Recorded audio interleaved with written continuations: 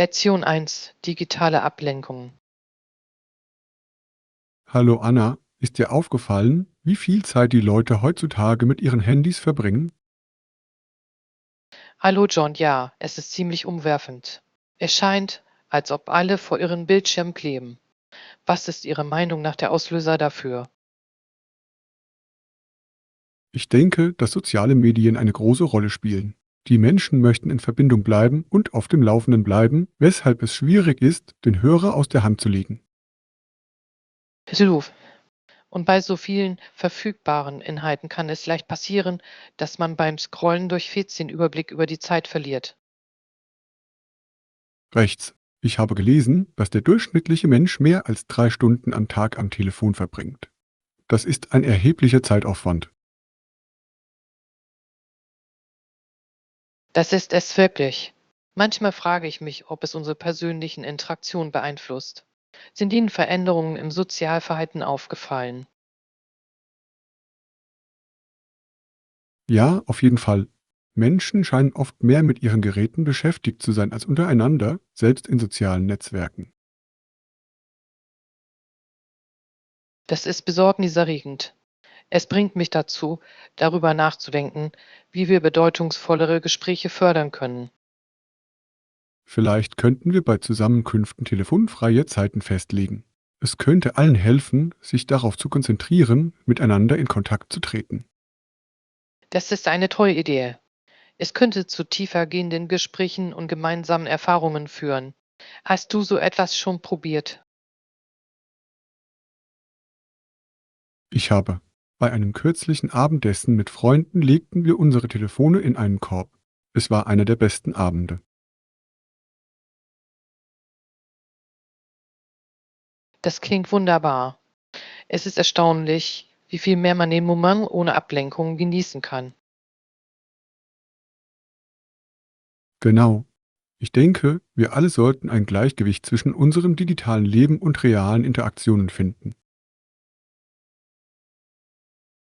Lektion 2: Historische Reflexionen. Hallo Anna, ich habe über die sozialen und politischen Führer des Alpen Südens und ihren Einsatz von Sklavenarbeit gelesen. Hallo John, das ist ein schweres Thema. Welche Erkenntnisse haben Sie durch Ihre Lektüre gewonnen? Es ist auffällig, wie diese Führer die Sklaverei als lebenswichtig für ihre Wirtschaft rechtfertigten, obwohl sie moralisch falsch war. Ja, es beleuchtet die komplexe Geschichte dieser Ära. Viele Führungskräfte waren fest entschlossen, ihre Lebensweise zu bewahren. Absolut. Sie stellten oft den wirtschaftlichen Gewinn vor die Menschenrechte, was ein beunruhigender Gedanke ist. Es ist eine deutliche Erinnerung daran, wie Macht moralische Werte korrumpieren kann. Wie hat sich Ihrer Meinung nach die Gesellschaft seitdem verändert? Ich glaube, dass es mittlerweile ein größeres Bewusstsein für Menschenrechte und Gleichberechtigung gibt, aber die Herausforderungen bleiben bestehen. Werf- Es ist wichtig, diese Themen weiterhin zu diskutieren, um sicherzustellen, dass der Fortschritt fortgesetzt wird. Was kann Ihrer Meinung nach getan werden, um andere aufzuklären? Ich denke, dass es hilfreich sein kann, mehr Geschichtsunterricht in die Schulen zu integrieren. Um ähnliche Fehler zu vermeiden, ist es wichtig, die Vergangenheit zu verstehen. Ich stimme zu. Engagierte Diskussionen und offene Foren können auch zum kritischen Denken über diese Themen anregen. Genau. Wir sollten immer nach einer Gesellschaft streben, die Gleichheit und Gerechtigkeit für alle schätzt. Lektion 3: Buchungspläne. Hallo Anna, es wäre toll, wenn wir bald einen Ausflug vereinbaren könnten. Können Sie die Sitzplätze bestätigen? Hallo John, sicher. Ich werde sie sofort für Sie buchen. Auf welches Datum blicken wir? Ich dachte an das erste Wochenende des nächsten Monats. Funktioniert das für Sie? Ja, das klingt perfekt. Ich werde die Verfügbarkeit für diese Daten prüfen. Wie viele Sitzplätze brauchen wir? Besorgen wir uns 4 Plätze für den Fall, dass ein paar Freunde mitkommen wollen. Großartig. Ich werde darauf achten, zusätzliche Sitzplätze zu reservieren. Bitte warten Sie einen Moment, während ich nachschaue. Klar, nehmen Sie sich Zeit. Ich freue mich auf diese Reise. Ich habe einige Optionen gefunden. Die Tickets sind für dieses Wochenende erhältlich. Ich werde sie jetzt buchen. Eindrucksvoll. Vielen Dank, dass Sie sich darum gekümmert haben. Es wäre toll, alles im Voraus zu arrangieren. Besluf, ich schicke Ihnen die Bestätigung, sobald es fertig ist. Vorausschauende Planung macht alles reibungsloser. Ja, das tut es wirklich. Ich kann dieses Abenteuer kaum erwarten. Lektion 4: Einkaufsfunde. Hallo Anna, hast du gestern beim Einkaufen etwas gefunden, das dir gefallen hat? Hallo John, ja. Ich habe eine tolle Jeans und eine stylische Jacke gefunden, die ich kaum erwarten kann, sie zu tragen. Das klingt großartig. Die perfekte Jeans zu finden kann eine Herausforderung sein. Welchen Stil hast du gewählt? Ich habe mich für einen High-Waist-Stil entschieden. Sie sind im Moment super bequem und im Trend. Gute Wahl. Jeans mit hoher Taille sind schmeichelhaft und vielseitig. Was möchtest du dazu tragen?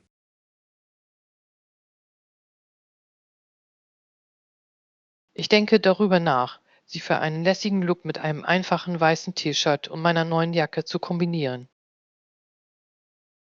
Das klingt nach einem tollen Outfit. Lässig und doch stillvoll. Haben Sie weitere Artikel gefunden? Ich habe auch ein paar süße Accessoires bekommen, wie eine Halskette und ein paar Ohrringe. Sie werden meinen Outfits eine nette Note verleihen. Accessoires können einen Look wirklich aufwerten. Kaufen Sie oft gerne Kleidung ein?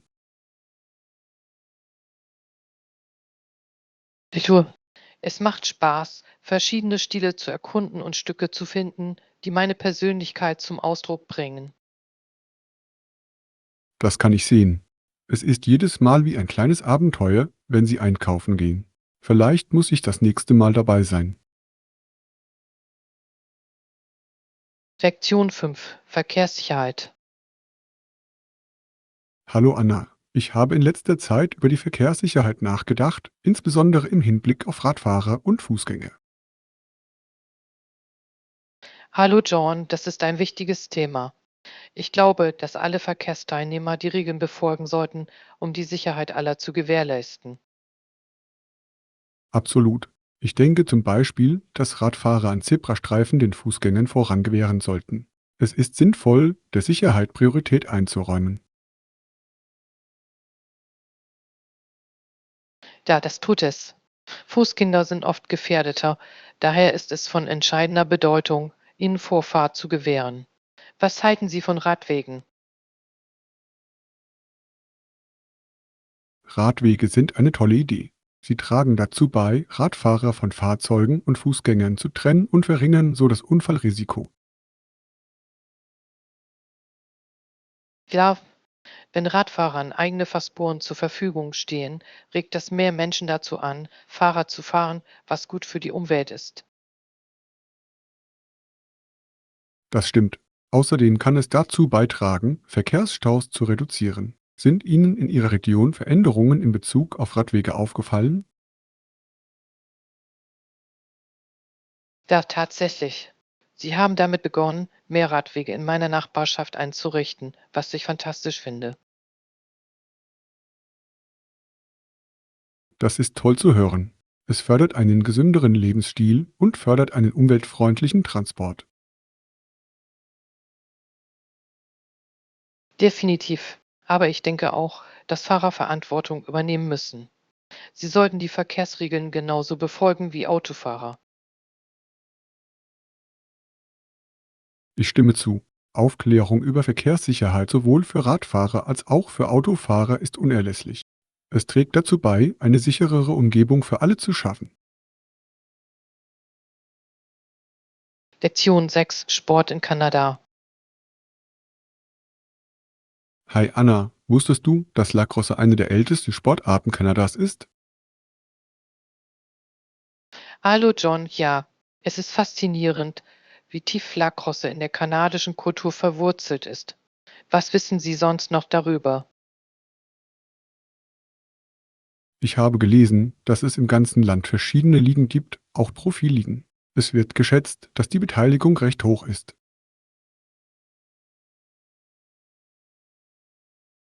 Das ist beeindruckend. Es ist toll zu sehen, wie viele Menschen sich sportlich betätigen. Was macht Lacrosse Ihrer Meinung nach so beliebt? Ich glaube, es liegt an der Schnelligkeit des Spiels. Es kombiniert Elemente aus Hockey und Basketball, was das Spielen und Zuschauen spannend macht. Puh. Außerdem handelt es sich um einen Mannschaftssport, der Kameradschaft und Teamwork unter den Spielern fördert. Haben Sie schon einmal versucht zu spielen? Das habe ich nicht, aber ich würde es gerne versuchen. Es sieht nach viel Spaß aus. Und du?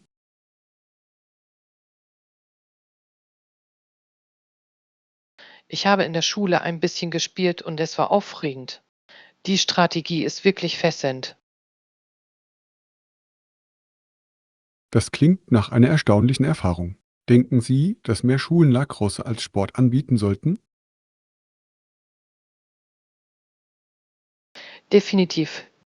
Die Einführung in jungen Jahren könnte dazu beitragen, Talente zu fördern und das Interesse an diesem Sport zu steigern. Ich stimme zu. Es ist eine großartige Möglichkeit, die körperliche Fitness und Teamarbeit junger Menschen zu fördern. Lektion 7: Bewusstsein für soziale Medien. Hallo Anna, ich habe über soziale Medien und ihre Auswirkungen auf unser Wohlbefinden nachgedacht. Hallo John, das ist ein interessantes Thema. Es ist wichtig zu bedenken, wie sich soziale Medien auf unsere geistige Gesundheit auswirken. Genau. Ich glaube, dass es wichtig ist, Konten zu entfolgen, bei denen man sich schlecht fühlt. So, das Kuratieren Ihres Feeds kann zu einem positiveren Online-Erlebnis führen. Welche Art von Konten sollten wir Ihrer Meinung nach vermeiden? Konten, die unrealistische Schönheitsstandards oder negative Vergleiche fördern, können schädlich sein. Sie erzeugen oft ein Gefühl der Unzulänglichkeit. Ja, und es ist wichtig, stattdessen Accounts zu folgen, die uns inspirieren und aufbauen. Positive Inhalte können einen erheblichen Einfluss auf unsere Stimmung haben. Ich stimme voll und ganz zu. Es geht um Balance. Die Auseinandersetzung mit Inhalten, die unseren Werten entsprechen, kann dazu beitragen, unsere allgemeine Denkweise zu verbessern. Definitiv. Außerdem kann es vom Vorteil sein, Pausen von den sozialen Medien einzulegen. Es gibt Zeit zum Nachdenken und reduziert Stress. Das ist eine tolle Idee. Manchmal ist es wichtig, abzuschalten und sich auf reale Interaktionen zu konzentrieren. Ja, dieses Gleichgewicht zu finden ist der Schlüssel, um die Vorteile der sozialen Medien zu nutzen und gleichzeitig ihre Nachteile zu minimieren. Gut gesagt. Es geht darum, eine gesunde Beziehung zur Technologie aufzubauen. Lektion 8: Schulalltag. Hi Anna, hast du von der neuen Lehrerin an unserer Schule gehört? Sein Name ist Emmer. Parker. Hallo John, ja, ich habe gehört, dass er wirklich engagiert ist. Welches Fach unterrichtet er? Er unterrichtet Geschichte und ich habe gehört, dass sein Unterricht recht interaktiv ist. So soll das Lernen mehr Spaß machen. Das hört sich großartig an. Ich glaube, dass interaktive Kurse den Schülern helfen können, sich Informationen besser zu merken. Wissen Sie, wann sein Unterricht beginnt? Ich glaube, dass die Schulglocke um 8:45 Uhr läutet. Daher gehe ich davon aus, dass seine erste Unterrichtsstunde gleich danach stattfindet. Perfekt. Ich liebe es, den Tag mit Geschichte zu beginnen. Es ist faszinierend, etwas über vergangene Ereignisse zu erfahren und wie sie unsere Welt prägen. Ich stimme zu. Einer. Parker scheint, als würde er die Geschichte lebendig machen. Ich hoffe, er erzählt einige interessante Geschichten. Ich bin mir sicher, dass er das tun wird. Es ist immer schön, einen Lehrer zu haben, der den Unterricht mit realen Erfahrungen verbinden kann. Genau. Ich freue mich auf seinen Unterricht. Vielleicht können wir danach gemeinsam lernen.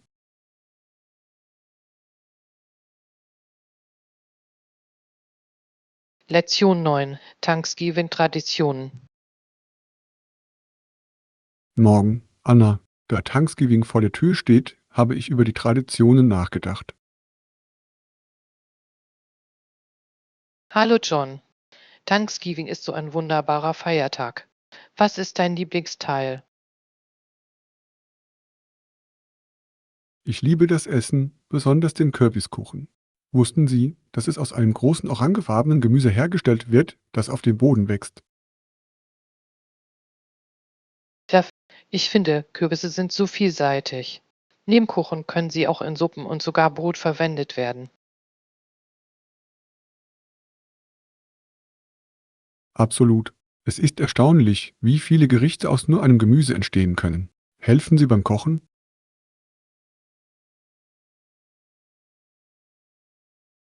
Normalerweise helfe ich meiner Mutter in der Küche.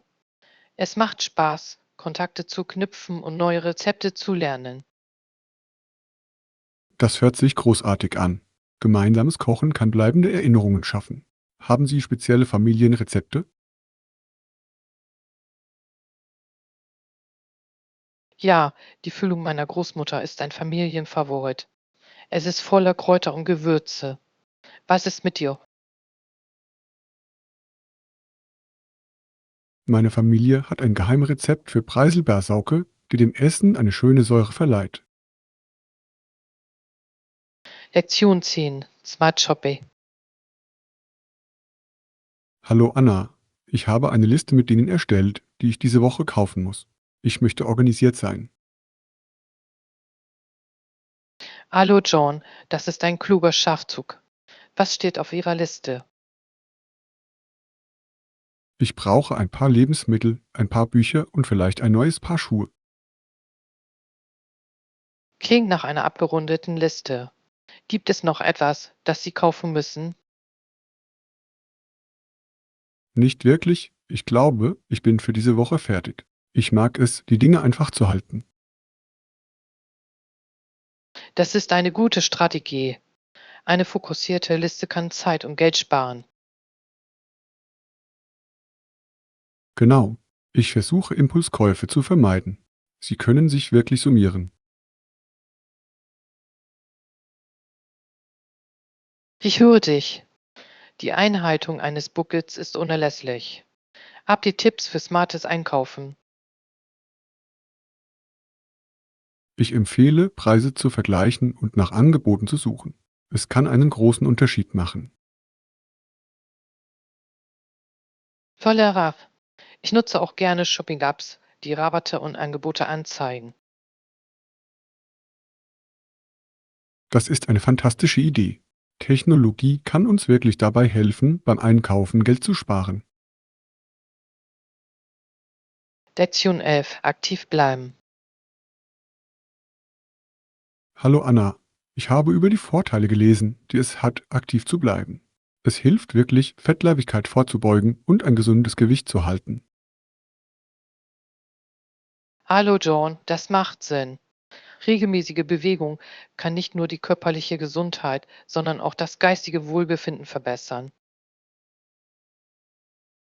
Genau. Mir ist aufgefallen, dass ich mich beim Training den ganzen Tag über energiegeladener und konzentrierter fühle. Definitiv. Außerdem kann es eine großartige Möglichkeit sein, Stress abzubauen. Welche Aktivitäten machen Ihnen Spaß? Ich liebe Laufen und Radfahren. Sie sind beide hervorragend für die Herz-Kreislauf-Gesundheit. Was ist mit dir? Ich genieße Yoga und Schwimmen. Sie helfen bei der Flexibilität und wirken sehr beruhigend. Das sind großartige Entscheidungen. Es ist wichtig, etwas zu finden, das man liebt, damit man dabei bleibt. Hilf. Wenn Sie eine Aktivität finden, die Ihnen Spaß macht, fühlt es sich weniger wie eine lästige Pflicht an, aktiv zu bleiben. Was haltet ihr von Gruppenkursen? Ich finde sie fantastisch.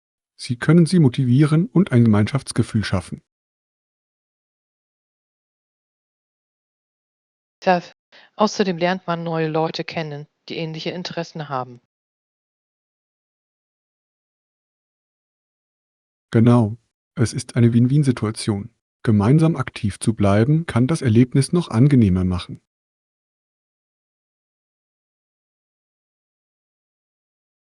Lektion 12. Outdoor-Ausrüstung. Morgen, Anna. Ich war in letzter Zeit auf der Suche nach neuer Outdoor-Ausrüstung. Hallo John. In der Innenstadt gibt es ein Geschäft, das eine große Auswahl an Ausrüstung für verschiedene Aktivitäten bietet. Wirklich? Das klingt perfekt. Welche Art von Aktivitäten bieten Sie an? Sie bieten alles von Wander- und Campingausrüstung bis hin zu Fahrrad- und Kletterausrüstung. Es ist ein Ohne-Stopp-Shop. Das ist großartig. Ich brauche einen neuen Rucksack zum Wandern. Haben Sie eine gute Auswahl? Ja, sie haben viele Marken und Stile. Sie können etwas Leichtes und Langlebiges finden. Genau das suche ich. Ich möchte etwas Bequemes für lange Wanderungen.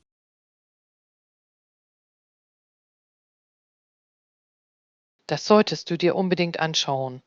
Außerdem gibt es oft Ausverkaufsangebote, sodass Sie möglicherweise ein tolles Angebot finden. Das werde ich mir merken. Es ist immer schön, beim Kauf hochwertiger Ausrüstung etwas Geld zu sparen. Lektion 13. Projektmanagement. Hallo Anna, ich habe über meinen letzten Job nachgedacht. Was waren Ihre Hauptaufgaben in Ihrer letzten Position? Hallo John. Ich überwachte die Projektzeitpläne und stellte sicher, dass alles im Zeitplan blieb. Es war ziemlich herausfordernd. Das klingt nach einer großen Verantwortung. Wie haben Sie es geschafft, alles organisiert zu halten? Ich habe verschiedene Tools wie Gantt-Diagramme und Project-Management-Software verwendet. Sie haben wirklich dabei geholfen, den Fortschritt zu visualisieren. Das ist klug. Visuelle Tools können die Kommunikation mit dem Team erleichtern. Ja, außerdem habe ich regelmäßige Treffen abgehalten, um Aktualisierung zu besprechen und etwaige Probleme anzusprechen. Kommunikation ist der Schlüssel zum Projektmanagement. Standen Sie vor großen Herausforderungen? Ja, manchmal kam es zu unerwarteten Verzögerungen. Es war entscheidend, sich schnell anzupassen und Lösungen zu finden. Ich kann es mir vorstellen. Flexibilität ist für die effektive Verwaltung von Projekten unerlässlich. Was haben Sie aus diesen Erfahrungen gelernt? Ich habe gelernt, wie wichtig es ist, vorauszuplanen und proaktiv zu sein. Es trägt wirklich dazu bei, potenzielle Rückschläge zu minimieren. Das sind wertvolle Lektionen. Ich bin sicher, dass Ihre Fähigkeiten bei Ihren zukünftigen Unternehmungen von Nutzen sein werden. Lektion 14. Picknickplanung. Hallo Anna, ich habe darüber nachgedacht, für dieses Wochenende ein Picknick zu planen. Hallo John, das klingt nach einer tollen Idee. Was haben Sie im Sinn? Ich dachte, wir könnten in den Park gehen, die Sonne genießen und etwas Essen mitbringen. Für den Fall, dass es kühl wird, sollten wir eine Decke einpacken. Guter Anruf. Eine Decke hält uns auf jeden Fall warm, wenn die Temperatur sinkt. Welches Essen möchten Sie zubereiten? Ich dachte daran, ein paar Sandwiches zu machen und Obst mitzubringen. Vielleicht auch ein paar Snacks wie Chips. Das hört sich köstlich an. Ich werde auch ein paar Getränke mitbringen. Möchten Sie etwas Bestimmtes? Etwas Limonade wäre perfekt. Ich liebe es, an einem warmen Tag etwas Erfrischendes zu trinken. Tolle Wahl. Ich freue mich darauf. Es wird schön sein, draußen zu entspannen und gemeinsam gutes Essen zu genießen. Ja, das wird es. Bringen wir auch ein paar Spiele oder ein Frisbee zum Spielen mit. Absolut. Es wird unserem Picknick etwas Spaß machen. Sollten wir noch ein paar Freunde einladen? Das ist eine gute Idee. Je mehr, desto besser. Ich werde allen eine SMS schicken und sehen, wer sich uns anschließen kann. Lektion 15. Speiseerlebnis. Morgen, Anna. Ich war gestern Abend in diesem neuen Restaurant. Die Atmosphäre war unglaublich. Hallo John, das hört sich spannend an. Wie war das Essen? Es hat sehr gut geschmeckt. Nach einer Weile brachte der Kellner mein Essen an den Tisch und ich konnte es kaum erwarten, mich darauf einzulassen. Was hast du bestellt? Ich hatte einen gegrillten Lachs mit Gemüse. Es war perfekt zubereitet. Das klingt wunderbar. Haben Sie Vorspeisen probiert? Ja, wir haben mit Bruschetta angefangen. Es war frisch und aromatisch, eine tolle Art, das Essen zu beginnen.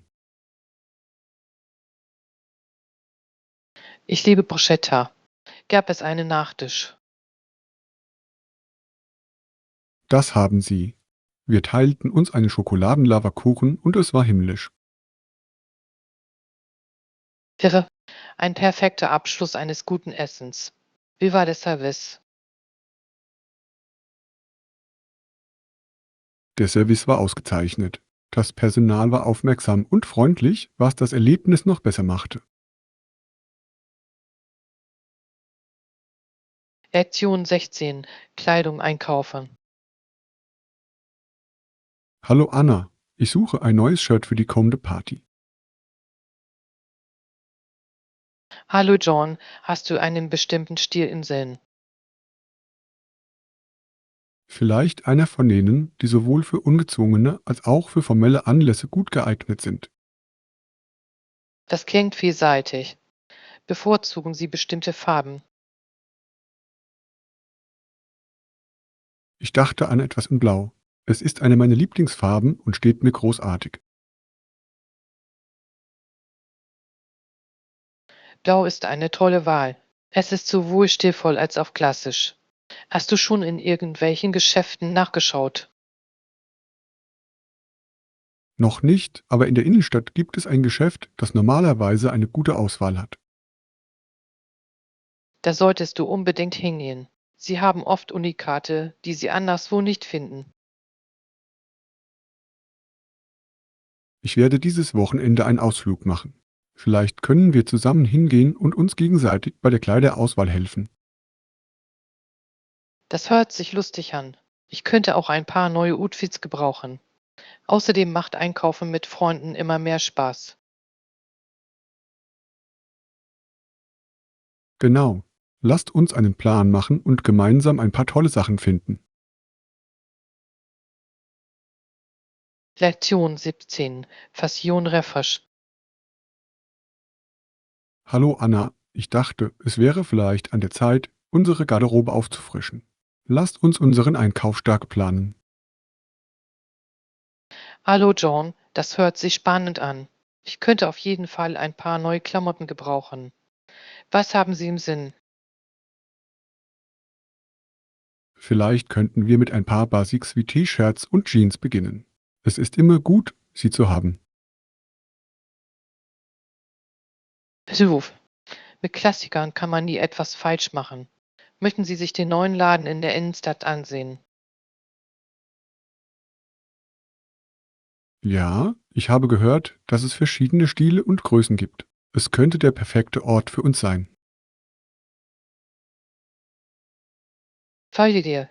Wir könnten auch nach Accessoires wie Mützen oder Schals suchen, um die Sache aufzupeppen.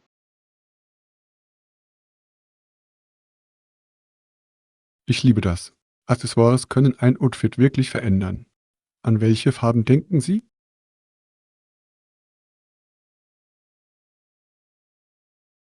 Für den Frühling tendiere ich zu leuchtenden Farben. Bitte.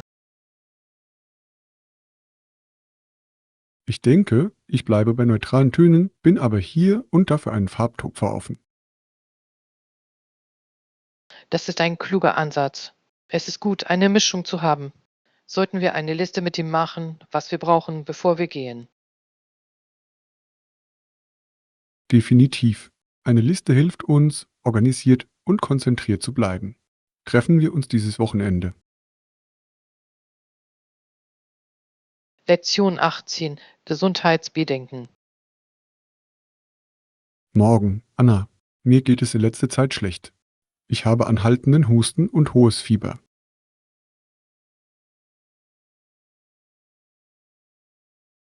Hallo John, das hört sich nicht gut an. Seit wann haben Sie diese Symptome? Es begann vor etwa 3 Tagen. Ich dachte, es würde verschwinden, aber das ist nicht der Fall. Bei anhaltendem Befall sollte unbedingt ein Arzt aufgesucht werden. Haben Sie schon einmal Hausmittel ausprobiert? Ich habe heißen Tee mit Honig getrunken. Es hilft, meinen Hals ein wenig zu beruhigen. Das ist eine gute Idee. Ingwertee kann auch bei Husten sehr wirksam sein. Das muss ich mal ausprobieren. Glaubst du, ich sollte mich mehr ausruhen? Ja, Ruhe ist entscheidend für die Genesung. Ihr Körper braucht Zeit zum Heilen. Ich stimme zu. Ich habe mich auch etwas müde gefühlt. Achten Sie darauf, ausreichend Flüssigkeit zu sich zu nehmen und nahrhafte Lebensmittel zu sich zu nehmen. Es kann Ihnen helfen, sich schneller besser zu fühlen. Danke für die Tipps. Ich werde auf mich selbst aufpassen und mich hoffentlich bald erholen. Lektion 19. Kunst und Kultur. Hi Anna, hast du jemals Michelangelos David-Statue gesehen? Hallo John, ja, es ist ein bemerkenswertes Kunstwerk. David ist so eine ikonische Figur in der Geschichte. Absolut. Die Statue stellt einen jungen Mann dar, der eine berühmte Figur in der Bibel war. Das, Davids Geschichte ist faszinierend, insbesondere wie er Goliath besiegte. Genau. Die Statue fängt seine Stärke und Entschlossenheit wunderbar ein. Hast du es persönlich gesehen?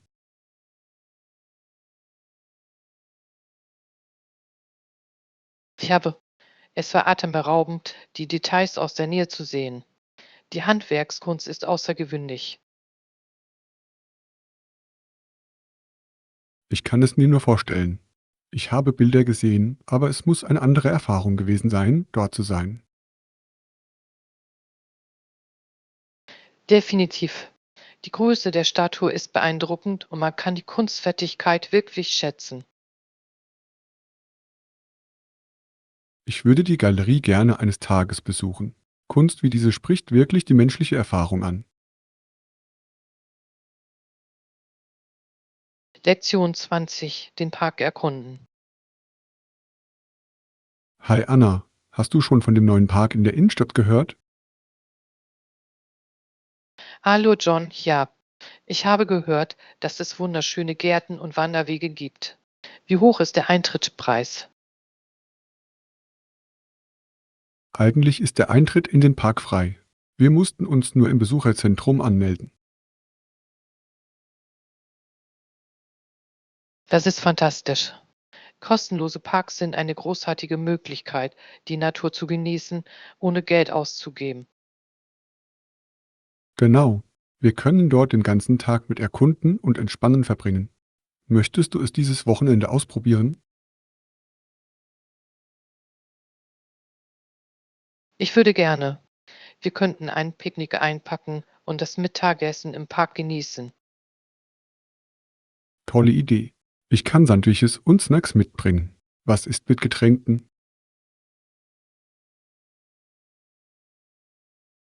Ich nehme etwas Limonade und Wasser. Es ist wichtig, ausreichend Flüssigkeit zu sich zu nehmen, insbesondere wenn die Sonne scheint. Absolut. Und wir sollten eine Decke zum Sitzen mitbringen. Tja, es wird unser Picknick viel angenehmer machen. Meinst du, wir sollten noch jemand anderen einladen? Guter Gedanke. Vielleicht können wir ein paar Freunde einladen, sich uns anzuschließen. Je mehr, desto besser. Lektion 21. Navigieren in öffentlichen Verkehrsmitteln. Hallo Anna, ich habe darüber nachgedacht, mit dem Bus zur Kunstausstellung zu fahren. Haben Sie hier schon einmal öffentliche Verkehrsmittel genutzt?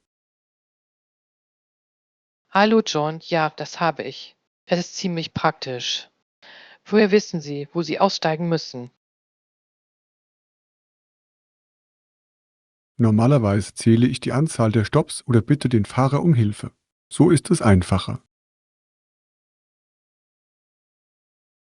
Das ist klug. Manchmal verwende ich eine Karten-App auf meinem Telefon. Es zeigt mir, wann ich aussteigen muss. Das ist eine tolle Idee. Technologie kann uns wirklich beim Navigieren helfen. Finden Sie es einfach zu bedienen? Ja, wenn man sich einmal daran gewöhnt hat, ist es ganz einfach. Außerdem hilft es mir, neue Orte entlang der Route zu entdecken. Ich liebe das. Es kann spannend sein, neue Gebiete zu erkunden. Haben Sie versteckte Schätze gefunden? Beruf. In der Nähe einer der Haltestellen habe ich ein schönes Café entdeckt. Sie haben das beste Gebäck. Das hört sich köstlich an. Ich muss es mir ansehen. Vielleicht können wir nach der Ausstellung zusammen hingehen. Lektion 22. Die Macht der Influencer. Morgen, Anna. Ist Ihnen aufgefallen, wie Influencer ihre Marketingstrategien verändern? Hallo John, ja. Sie können die Markensichtbarkeit deutlich erhöhen. Es ist faszinierend. Absolut. Influencer haben eine direkte Verbindung zu ihrem Publikum, was ihre Empfehlungen wirkungsvoller macht. Was? Ihre Follower vertrauen Ihnen, sodass sich die Werbung für ein Produkt authentischer anfühlt. Vereinbart. Aber wir sollten uns auch auf die Qualität des beworbenen Produkts konzentrieren. Definitiv. Für Marken ist es wichtig sicherzustellen, dass ihre Produkte den Erwartungen entsprechen. Und der richtige Influencer kann den Unterschied machen. Es geht darum, jemanden zu finden, der mit den Werten der Marke übereinstimmt. Ja, auf diese Weise fühlt sich die Zusammenarbeit echt an und findet beim Publikum Anklang. Ich denke, es ist eine Win-Win-Situation sowohl für Marken als auch für Influencer. Sie können gemeinsam ansprechende Inhalte erstellen.